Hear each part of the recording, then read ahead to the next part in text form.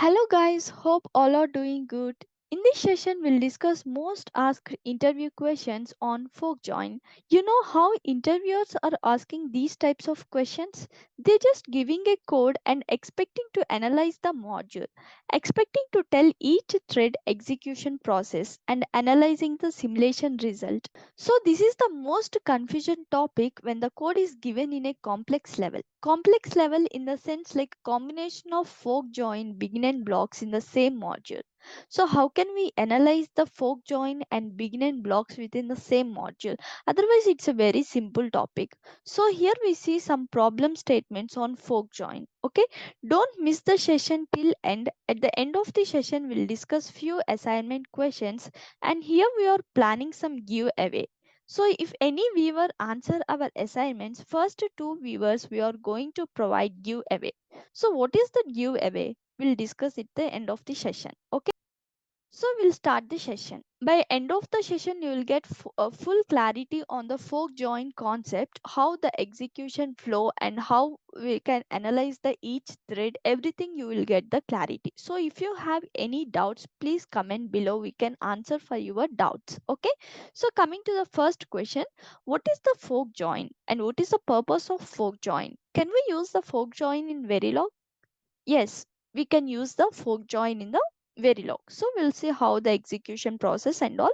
And second question, what is the fork join any? How to get fork join or fork join any to work with a loop? Suppose if you are using multiple loops, for loop or while loop, whatever. So how can you work by using the fork join within the loops?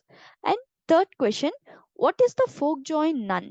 Give me an example with the code like that interviewer can ask. So that is very easy thing, you can write any example. Okay, but whenever they are giving some code, you need to analyze the code. That's very difficult, so you need to use the brain that time.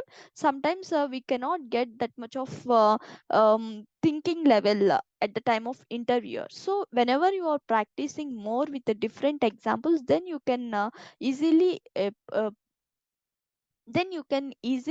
answer to the interviewer. Okay, coming to the fourth question, how do okay, we'll start with question number 1, mainly fork join. Okay, what is mean by fork join? Fork join is nothing but it is a parallel execution block. Okay, we have serial execution blocks which are begin end, like that fork join is the parallel execution block. Okay, it finishes all child threads over. Okay, there will be child threads in the fork join, so it will execute all the child threads parallelly. Okay, and the fork join executes mainly for blocking assignment. It is a completely blocking assignment. Okay, we cannot use the non-blocking statements within the fork join. Okay, non-blocking or the concurrent execution process. Fork join is the parallel execution process which can be used for blocking assignments only. Okay, and fork join can be used in verilog. Okay, only fork join can be used in verilog, remaining all in the part of system verilog. Okay, so we'll see a example how we'll write the fork join. See here, module thread initial begin at 10 time unit. If you observe, we have taken begin and block. Okay, within the begin and block we have taken fork join block. Within the fork join block we have taken multiple begin and blocks. Okay, so here you need to understand the execution, how the execution process is going on, and at what time the execution each thread is executing, and how it is considering the delays. Each thing you need to understand clearly. Okay, so at 10 time units dollar display, it is executing last. Okay, whatever the printing statement all depend on you. Okay, you can write like any type. Okay, and fork join, within the fork I'm using begin hash 1 dollar display thread 4. Okay, and again another begin and block, I have taken two display statements hash 8 and hash 6. Okay, and next begin and block I have considered hash 5 and hash 10, and then I use the join fork join dollar display lt some statement. Okay, so how the each thread, so we'll call each statement as a thread. Okay, so how the each process will be executed, now we'll see.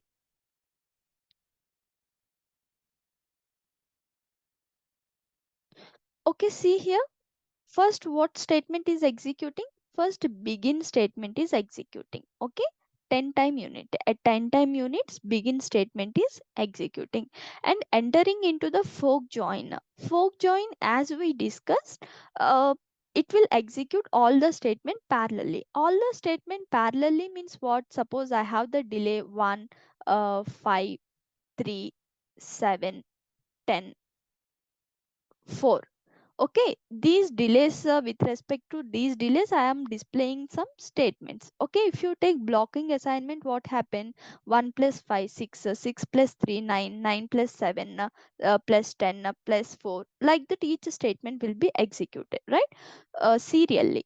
But in fork join, first, minimum delay will be executed first. So one delay statement executed first, then 3 is the minimum delay, right, compared to remaining, and 4 is the minimum delay, so that statement will be executed next. Next 5 delay statement will be executed. Next 7 delay statement will be executed. Next 10 delay statement will be executed.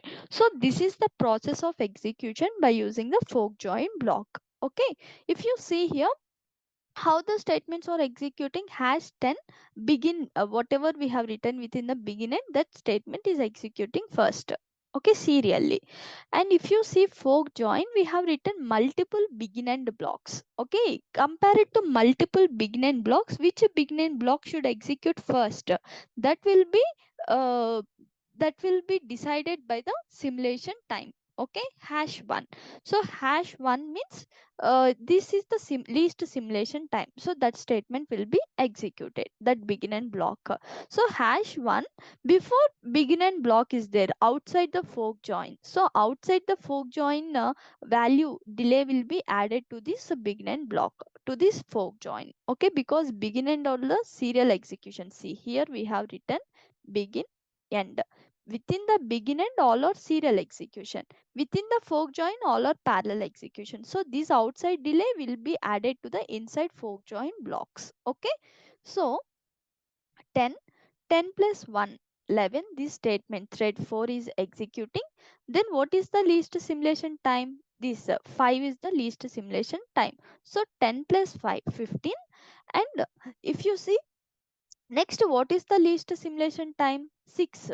Okay, but 6 is not executing directly here. Why 6 is not executing directly? Because before that 8 is there, it cannot jump directly to the 6, because it is the fork join, sorry, because it is the begin end block.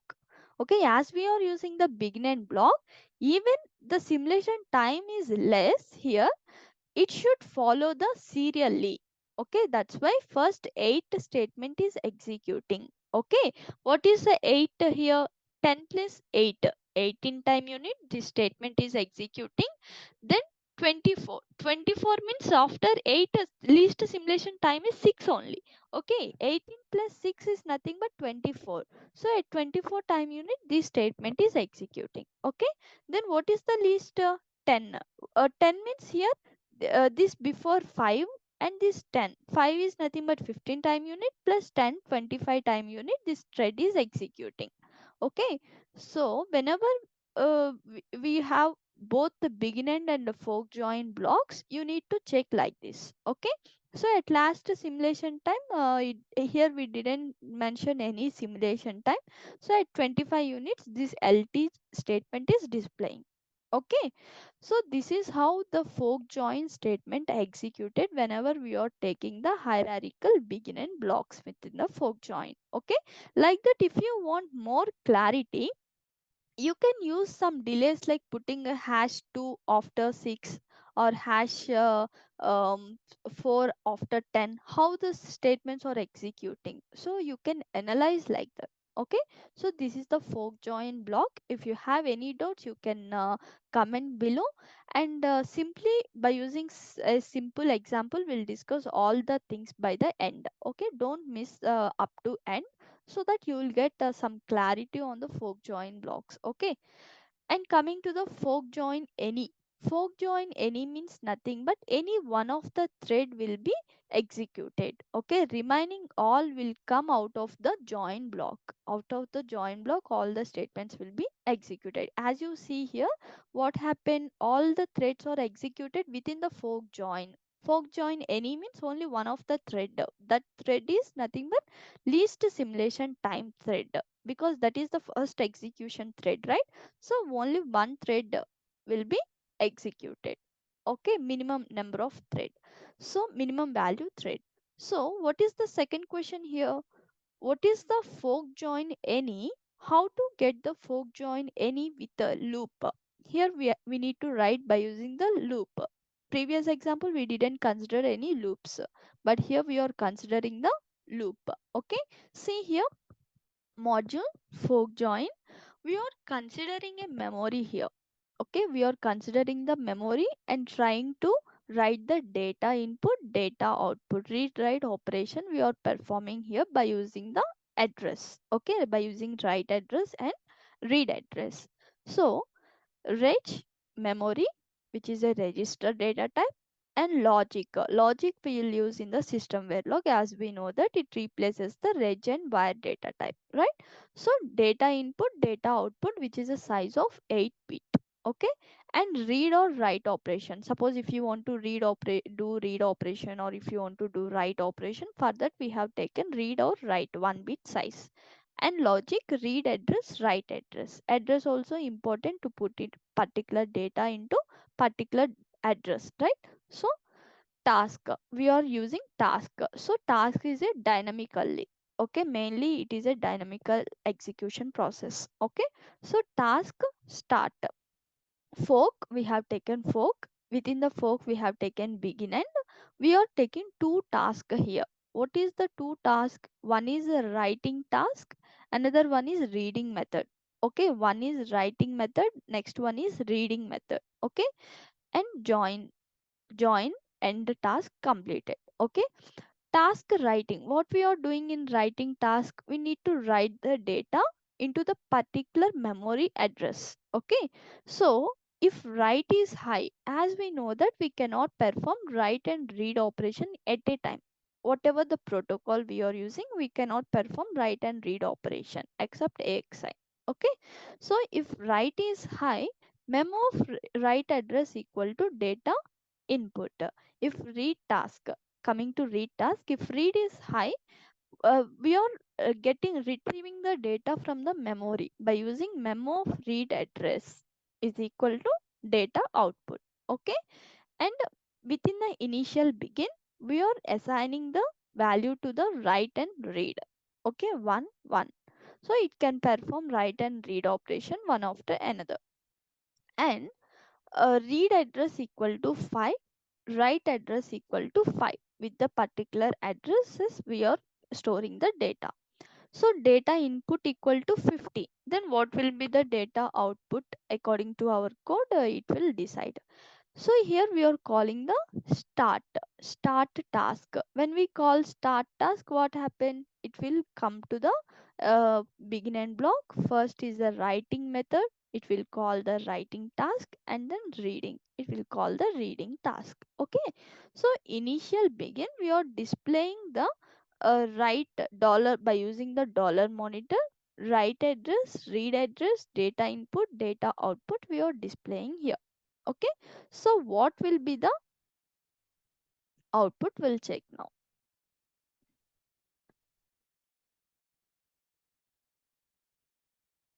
We need to use the fork join any here.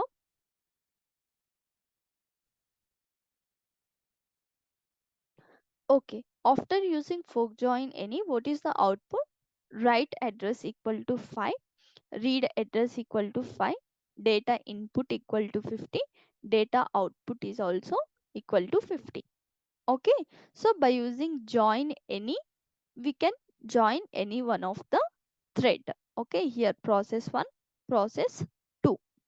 Okay, okay, next coming to the join none.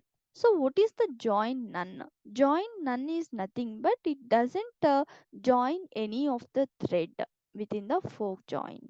Okay, so whenever we don't want to join any one of the thread, it should finish the simulation fast, and it should come out of the fork join. Then we can use the join none. Okay, join none, it is mainly non-blocking. We will use for non-blocking assignment. Okay, so we'll see the code here. To avoid the confusion, at last we'll discuss with a small example all the things. Okay, see here. Module threads initial begin at 10 simulation time. Whatever we have taken previous code, same code only. So I think no need to explain again. So I have taken fork join none. Within the begin and block, I have taken fork join none. Okay, we'll see the simulation process. So see here, at 10 simulation time, the thread statement is executing. After 10 simulation time, previously what happened? Each fork, here each thread joined. Okay, but here each thread is not joining. 10. After 10, directly it came out of the join none. Okay, after all threads are spammed. Okay, so that is the join none. Okay, so after that all the threads are executing. If you want the threads execution, we can use, but if you don't need, we can disable the threads by using the disable method. Okay, so this is about the join none. Next one, wait fork. What is mean by wait fork? Okay, suppose when we will use the wait fork means, suppose we are using join any. Okay, join any means only one of the statement, least simulation time statement will be executed. Remaining all it won't execute. Okay, for that purpose I will show you a simple example for join any. See here, suppose I am using a different example here. Module main initial begin at 10 simulation time. This is the fork, before fork, by using the begin end. Within the fork, I didn't took any begin end blocks. Now I just took only fork join any. Within the fork join, I have taken all the simulation display statements directly. Okay, one is at 20 time units, 10 time units, 5 time units. Now I am using the fork join. So what will be the result?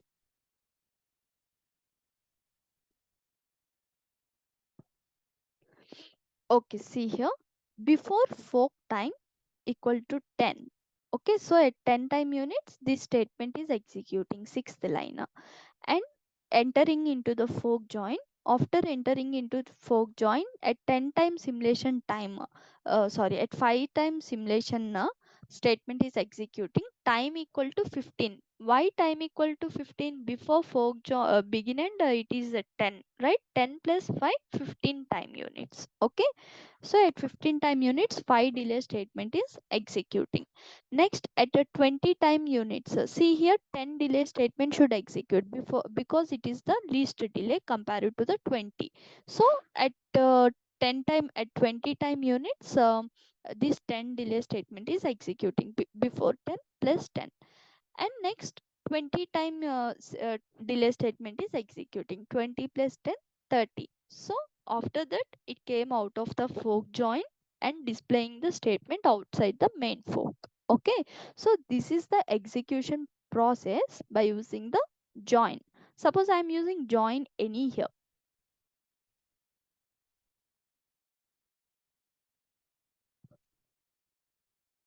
So join any means what happened? Only one particular thread has executed, and the remaining came to out of the loop, out of the join any. Okay, so whenever we are using the join any, here we can use the wait fork concept. Suppose join any, I'm using wait fork.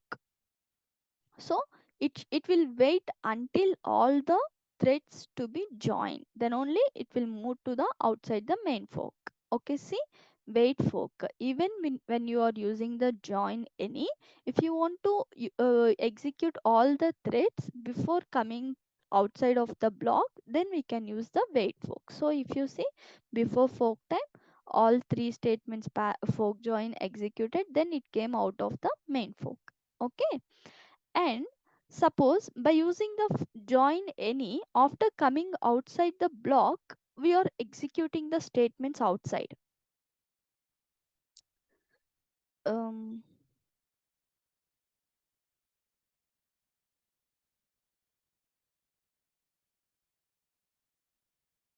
Okay. See, after using the join any, the statements are executing time equal to 20, time equal to 30 after coming out of the join. Okay. When you don't want to execute these two things, okay, then you can disable the fork. Okay, I'm using the disable, disable fork.